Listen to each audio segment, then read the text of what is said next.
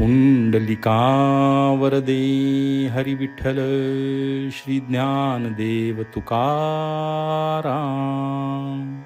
श्री पंढरीनाथ महाराज की जय.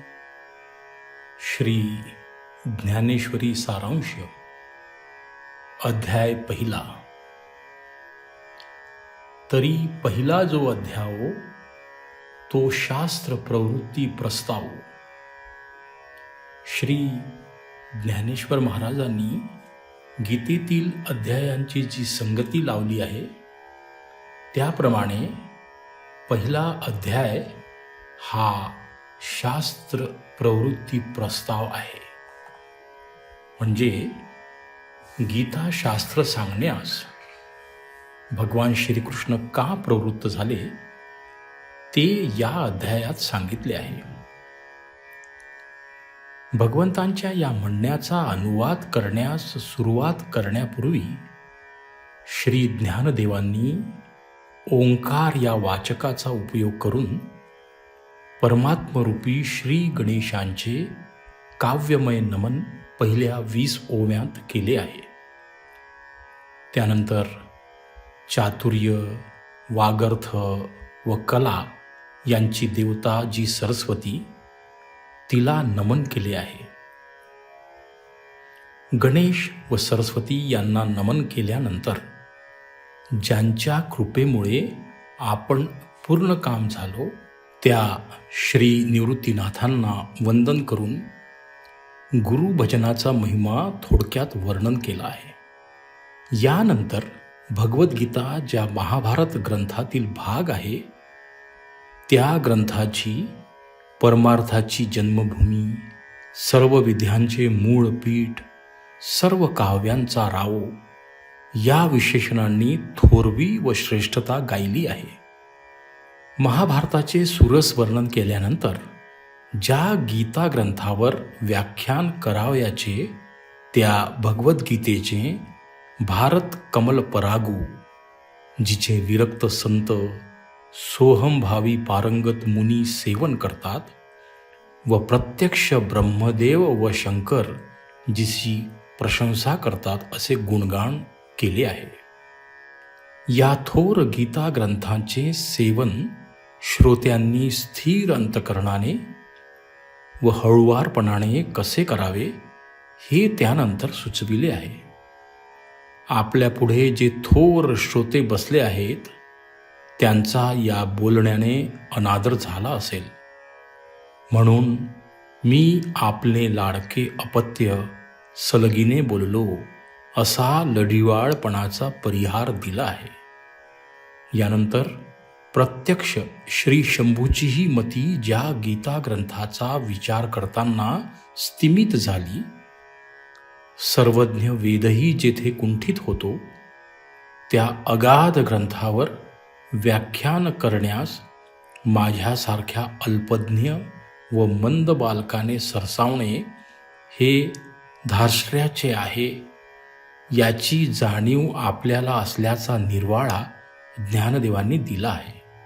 परंतु ज्या श्री गुरुकृपेच्या आधारावर विसंबून हे अगाध कार्य करायचे मी धाडस केले आहे, ती कृपा माझ्या हातून हे कार्य तडीस नेईल असे आत्मविश्वासाने म्हणून त्या कृपेचा महिमा त्यांनी वर्णन केला आहे. मी कळसूत्री बाहुली असून तिला चालविणारे जे श्री निवृत्तीनाथ हे सूत्रधार आहेत त्यांच्याजवळ ग्रंथ सुरुवात करण्यासाठी आशीर्वादपूर्वक आज्ञा मागितली आहे व ती मिळताच भगवंतांच्या म्हणण्याचा अनुवाद करण्यास श्री ज्ञानदेव सुरुवात करत आहे. धर्मक्षेत्रावर माझे व पंडूचे पुत्र काय करीत आहेत या धृतराष्ट्राच्या प्रश्नास संजयाने उत्तर देताना प्रथमतः उभय पक्षांचे रथी महारथी, त्यांचे रथ या सर्वांचे वर्णन करून सर्वांच्या शेवटी अर्जुनाच्या रथाचे, भगवंताच्या भक्त वात्सल्यांचे हृदयंगम वर्णन श्री ज्ञानदेवांनी रेखाटले आहे. युद्धक्षेत्रावर जो शंख निनाद झाला त्यामुळे प्रत्यक्ष आदिपुरुष विस्मित होण्याची पाळी आली. आता युद्धाची सर्व सज्जता झाली व उभय पक्षी प्रलयकालच्या मेघवर्षाप्रमाणे बाणांची वृष्टी होण्याची पाळी आली आहे.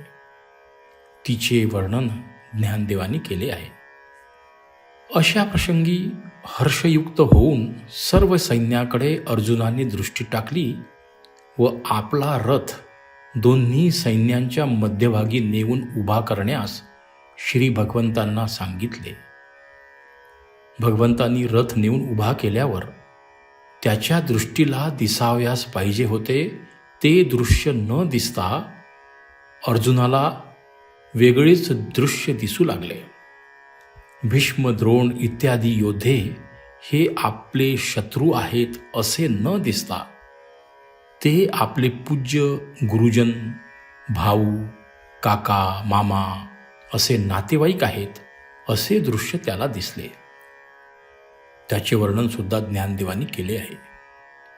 हे पाहून अर्जुनाच्या अंतकरणात अकस्मात करुणा उत्पन्न झाली व त्याचा परिणाम असा झाला की अर्जुनाच्या अंगच्या वीरवृत्तीचा लोप होऊन प्रत्यक्ष शंकरांना युद्धात जिंकणाऱ्या अर्जुनाची गात्रे लढाईस सुरुवात होण्यापूर्वीच शिथिल होऊन त्याचे धनुष्य म्हणजे गांडीव गळून पडले. अशा या करुणास्पद अर्जुनाचे चित्र ज्ञानेश्वरांनी उभे केले आहे. आपण युद्ध करण्यापासून का परावृत्त होत आहोत याची कारणमीमांसा करून आपल्या कृतीचे समर्थन अर्जुनाने केले आहे. त्याचा अनुवाद या अध्यायाच्या शेवटापर्यंत ज्ञानदेवांनी केला आहे. क्षत्रियाला अनुरूप अशी वीरवृत्ती जाऊन अयोग्य अशा दया, कृपा या सत्वप्रधान वृत्तीचा प्रादुर्भाव अर्जुनाच्या ठिकाणी स्पष्ट दिसलेला वर्णन केला आहे. मला विजय नको, राज्य नको, ज्यांच्याशी मी हे युद्ध करून राज्य मिळवणार त्या आचार्य, पितर, पितामह या सर्वांचा नाश माझ्याकडून होणार व त्यामुळे मोठे पाप मला लागणार, ही अर्जुनाच्या अंतकरणातील खरी भीती आहे. कौरवांना जरी कळत नसले तरी मला माझे हित आणि अनहित हे कळते. माझ्या हातून कुळाचा नाश, त्याचबरोबर कुलधर्माचा नाश व त्यामुळे अधर्म, वर्णसंकर व याचा शेवट नरकाची प्राप्ती असा होणार, अशी अवनती माझ्या युद्ध प्रवृत्तीमुळे होत आहे. तर मीच या युद्धातून निवृत्त होतो. निशस्त्र अशा अवस्थेत मला जरी कौरवांनी मारले तरी त्यात माझे कल्याणच आहे. अशा हतबल स्थितीत अर्जुनाने रथाखाली उडी टाकली व शस्त्र संन्यास केला. या अर्जुनाच्या अति गहिवरलेल्या व उद्विग्न स्थितीचे मोठे मार्मिक वर्णन श्री ज्ञानदेवांनी केले आहे. अशा स्थितीत श्रीकृष्ण परमात्मा त्याला परमार्थाचा उपदेश करण्यास पुढील अध्यायात सुरुवात करतील असे शेवटच्या 2 ओव्यात सुचवून या अध्यायाची समाप्ती केली आहे. श्री कृष्णार्पणमस्तु.